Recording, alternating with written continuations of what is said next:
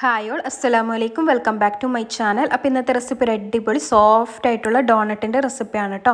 അപ്പോൾ നമുക്കിതെങ്ങനെ തയ്യാറാക്കാൻ നോക്കാം. ഞാനിവിടെ 4 കപ്പ് മൈദ എടുത്തിട്ടുണ്ട്. 4 കപ്പ് അളവിലാണ് കേട്ടോ കാണിക്കുന്നത്. അതിൻ്റെ ഹാഫ് അളവ് വേണമെങ്കിൽ 2 കപ്പാക്കിയിട്ട് എടുത്താൽ മതി. ഇനി ഇതിലേക്ക് ഒരു 2-3 ടേബിൾ സ്പൂണ് ബട്ടർ ചേർത്ത് കൊടുക്കാം. പിന്നെ അതിലേക്ക് പഞ്ചസാര ചേർത്ത് കൊടുക്കാം. മധുരത്തിനനുസരിച്ച് ചേർത്ത് കൊടുക്കാം കേട്ടോ. ഞാനൊരു 6 ടേബിൾ സ്പൂണ് പഞ്ചസാരയാണ് കേട്ടോ ചേർത്ത് കൊടുക്കുന്നത്. ഇത് കൂടുതൽ മധുരമൊന്നും ഉണ്ടാവില്ല കേട്ടോ, കറക്റ്റ് അളവാണ് കേട്ടോ. 6 ടേബിൾ സ്പൂണ് 4 കപ്പിന്. അപ്പോൾ ഇനി വേണ്ടത് ഈസ്റ്റാണ്. ഇൻസ്റ്റൻറ്റ് ഈസ്റ്റാണ് കേട്ടോ ചേർത്ത് കൊടുക്കുന്നത്. ഒരു 3 ടീസ്പൂൺ ഇൻസ്റ്റൻറ്റ് ഈസ്റ്റ് ചേർത്ത് കൊടുത്തിട്ടുണ്ട്. ഡ്രൈ ഈസ്റ്റ് ആണെങ്കിൽ പാലിൽ കുറച്ച് സമയം ഒന്ന് ആക്റ്റീവ് ആവാൻ വേണ്ടിയിട്ട് സോക്ക് ചെയ്ത് വെക്കണം. അതിനുശേഷം മാത്രമേ ചേർത്ത് കൊടുക്കാൻ പാടുള്ളൂ കേട്ടോ. ഇൻസ്റ്റൻറ്റ് ആണെങ്കിൽ ഇതുപോലെ ഡയറക്റ്റ് ചേർത്ത് കൊടുക്കാം. പിന്നെ മുട്ടയാണ് വേണ്ടത്. 2 മുട്ടയാണ് കേട്ടോ ചേർത്ത് കൊടുക്കുന്നത്. എന്നിട്ട് ഇതെല്ലാം കൂടി ആദ്യം ഒന്ന് നല്ലപോലെ ഒന്ന് മിക്സ് ചെയ്തെടുക്കാം. ആ ബട്ടറും മുട്ടയും പഞ്ചസാരയും ഈസ്റ്റും എല്ലാം കൂടി നല്ലപോലെ ഒന്ന് മിക്സ് ആവണം. അതിനുശേഷം പാൽ ചേർത്തിട്ട് കുഴച്ചെടുക്കാം. പാലും വെള്ളവും വേണമെങ്കിൽ മിക്സ് ആക്കിയിട്ട് എടുക്കാം കേട്ടോ. ഞാനിവിടെ 1/4 കപ്പ് പാലാണ് കേട്ടോ എടുത്തിട്ടുള്ളത്. ഇത് ഒരു ഒട്ടുന്ന പരുവത്തിലാണ് കേട്ടോ കുഴച്ചെടുക്കേണ്ടത്. അപ്പോഴാണ് കേട്ടോ നല്ല സോഫ്റ്റ് ആയിട്ട് കിട്ടാൻ. എന്നിട്ട് നല്ല പോലെ കുഴച്ചെടുക്കുക. കയ്യിൽ നിന്ന് ഒട്ടുന്ന പരുവം മാറണം, അതുവരെ കുഴച്ചെടുക്കുക. ഇത് കണ്ടില്ലേ, ഇതുപോലെ നല്ല സോഫ്റ്റ് ആയിട്ട് വേണം കുഴച്ചെടുക്കാൻ. അപ്പോഴാണ് കേട്ടോ നമ്മൾ ഡോണറ്റും ഉൾഭാഗം നല്ല സോഫ്റ്റ് ആയിട്ട് കിട്ടാൻ. ഇനി ഇത് കുറച്ച് ടൈം ഒന്ന് റെസ്റ്റ് ചെയ്യാൻ വേണ്ടി മാറ്റി വെക്കണം. മേലെ ഭാഗം ഒന്ന് ബട്ടർ തൂവി കൊടുത്തിട്ടുണ്ട്.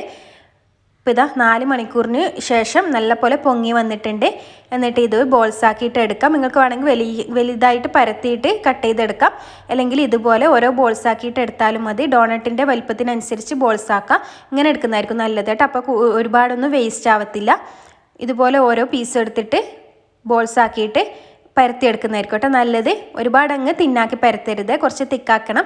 പിന്നെ ഇതുപോലെ ഒരു നോസിൽ എടുത്തിട്ടുണ്ട്. അത് ഒന്ന് മൈദയിൽ ആദ്യം ഒന്ന് ഡിപ്പ് ചെയ്യുക. എന്നിട്ട് ഇതുപോലെ ഒന്ന് കട്ട് ചെയ്ത് കൊടുക്കുക. അപ്പോൾ പെട്ടെന്ന് കട്ടായി കിട്ടും. എന്നിട്ട് ഇതൊന്ന് കവർ ചെയ്ത് വെക്കണം കേട്ടോ. നല്ലൊരു ക്ലോത്ത് വെച്ചിട്ട് കവർ ചെയ്യുക. എന്നിട്ട് വേണം ബാക്കിയുള്ളത് ചെയ്തെടുക്കാനും ഫ്രൈ ചെയ്യാനും. 10 മിനിറ്റ് ഒന്ന് കവർ ചെയ്തിട്ടൊന്ന് മാറ്റി വെക്കണം കേട്ടോ. അതൊന്ന് കുറച്ചൊന്ന് പൊങ്ങി വരാൻ വേണ്ടിയിട്ടാണ്. കണ്ടില്ല, നല്ലപോലെ പൊങ്ങി വന്നിട്ടുണ്ട്. എന്നിട്ട് ഫ്രൈ ചെയ്തെടുക്കാം.